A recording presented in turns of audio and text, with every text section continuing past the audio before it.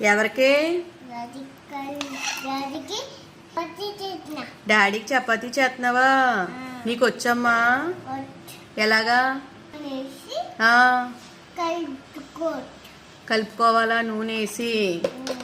ఇంకేం వేయాలి? సాల్ట్ వేయాలా? ఎలా కలపాలి?